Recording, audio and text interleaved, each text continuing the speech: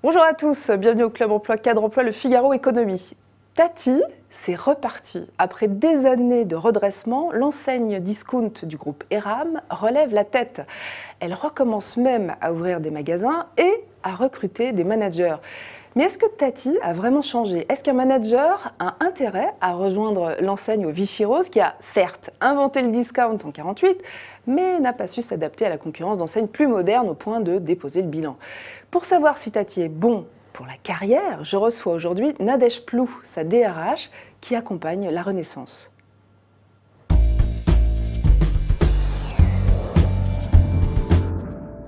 Nadège Plou, DRH de Tati, bonjour. Bonjour Sylvia. Alors vous êtes arrivée à la DRH de Tati en 2012. Je rappelle juste, en septembre 2012, voilà. Je rappelle juste le contexte. L'équilibre venait d'être retrouvé en 2011 après 18 années de pertes. Le groupe Eram avait repris la marque en 2004. Alors en 2012, qu'est-ce qu'il y avait à faire pour une DRH qui arrivait? Il n'y avait plus rien à faire, en fait, il n'y avait plus de boulot. Eh bien si, il y avait une véritable aventure collective et pleine d'audace en fait à mener ensemble, avec un comité de direction qui a été reconstruit en septembre 2012 autour d'Emmanuel Deroux, son président. Donc il fallait construire un nouvel état d'esprit en fait. Il fallait capitaliser sur la fierté, parce que la chance que l'on a en fait dans cette entreprise, c'est d'avoir 1800 collaborateurs qui sont fiers de leur marque. Et il fallait redonner une nouvelle envie, une nouvelle histoire et de nouveaux parcours professionnels à l'ensemble de ces collaborateurs. Alors concrètement, qu'est-ce que vous avez bâti comme nouveau parcours professionnel justement? Alors c'est pas très philosophique, en fait on a... Tant mieux, on aime bien le concret ici. C'est vraiment très concret, donc on a monté une école de formation qui s'appelle Campus Agora et on a écrit un certain nombre de parcours professionnels avec ces 10 formateurs qui se redéploient au jour le jour pour former nos collaborateurs. Et ces formateurs, ils viennent d'où alors? Ils viennent du terrain. En fait on a pris des gens qui venaient du terrain, qui connaissaient les métiers et qui ont appris à former, donc ça a été aussi du renouveau et un vrai changement pour eux. Combien d'heures de formation par an? C'est 30 000 heures de formation, c'est 3 000 stagiaires qui s'adressent à toutes nos populations, qu'ils soient en magasin ou au siège, donc à la fois les employés magasins et les cadres de nos magasins. Alors par exemple, un parcours de formation que vous avez dû mettre en place, concrètement ça donne quoi sur le terrain? Ça donne, pour un responsable de magasin qui rentre chez nous, c'est 161 heures de formation. Alors c'est des formations à la gestion, ce sont des formations à l'animation d'équipe avec un cursus leader auquel nous sommes très attachés, des formations au commerce. D'accord. Et les vendeuses, par exemple, elles ont changé de métier chez vous? Elles ont changé complètement de métier. Avant, chez Tati, on achetait des produits, on mettait des produits dans les bacs, on jetait les produits et tout se vendait. Dans les bacs à fouilles, là? C'est bien ça. Donc des bacs à fouilles, il n'y en a plus. On travaille le merchandising de nos produits.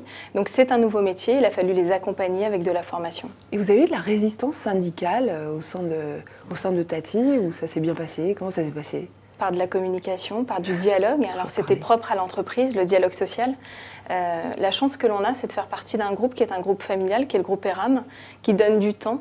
Donc avoir du temps, c'est permettre aussi de construire dans la durée, d'échanger et de faire des pas en avant assez facilement et assez sereinement. Ce qui fait la différence.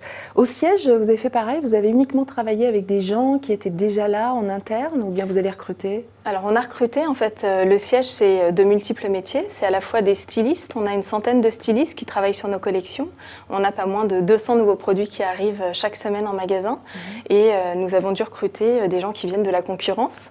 Et donc, par exemple, de quelle enseigne? Par exemple, de chez Decathlon, de chez Kiabi, d'un certain nombre d'enseignes aujourd'hui qui ont un renom sur la place. Oui, qui performent et qui ont quand même rejoint vos équipes alors qu'il y avait cette histoire un peu plombée, je dirais. Alors, je le disais tout à l'heure, vous venez de lancer une campagne de recrutement qui s'appelle « Ce job est pour vous ».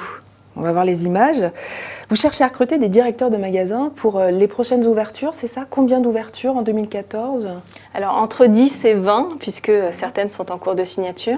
Et donc on cherche à recruter une vingtaine de responsables de magasins qui vont manager des équipes de 10 à 50 collaborateurs partout en France. D'accord. Et vous comptez attirer comment ces candidats? Comment est-ce que tout à coup ils vont avoir envie de postuler chez vous? Quel dispositif vous avez mis en place? Alors déjà, on va leur expliquer ce qu'est devenu Tati, parce que Tati c'est plus tout à fait le Vichy Rose. Tati aujourd'hui c'est du framboise écrasé, Tati c'est de la modernité, Tati c'est de l'audace, Tati c'est des nouveaux produits. Donc ils rencontreront au siège un certain nombre de collaborateurs qui vont leur expliquer en quoi Tati a fait sa mutation, a opéré sa mutation. D'accord, donc vous les invitez en fait on les invite au siège. siège. Ouais. On les a invités au siège le 28. D'accord. Il y aura d'autres sessions oui, au mois de février. On va organiser d'autres sessions, une nouvelle session fin février. Et donc, on va leur expliquer l'histoire, on va partager avec eux. Ils vont rencontrer des gens du siège pour leur donner envie de nous rejoindre. Et comment on postule? Il y a un site internet? Alors, on postule soit en déposant son CV sur le site internet de Tati, soit sur le groupe ERAM directement. Est-ce qu'il y a des qualités managériales que vous recherchez en particulier chez les cadres qui vont postuler chez vous? Alors des choses concrètes, hein, dites-nous vos secrets. Qu'est-ce que vous recherchez? Il nous faut des entrepreneurs, il nous faut des gens qui aient le goût du risque, qui n'aient pas peur de l'échec. Donc des gens à l'écoute, des gens empathiques, proximité, empathiques, des gens qui aiment leurs clients, qui aiment le produit. Hein. La première chose, c'est qui aiment le produit et qui aiment travailler avec les autres. Ouais.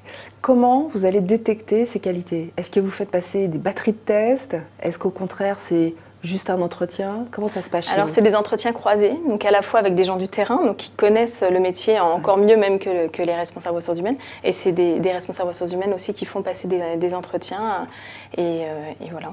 D'accord. Des managers aussi? C'est-à-dire qu'on peut rencontrer son futur manager? On rencontre son futur manager, ce sont les managers qui viennent recruter. Votre site internet, me disiez-vous, génère 30% des ventes, c'est ça? 10%. 10%, oui, je vous ai déjà mis plus loin.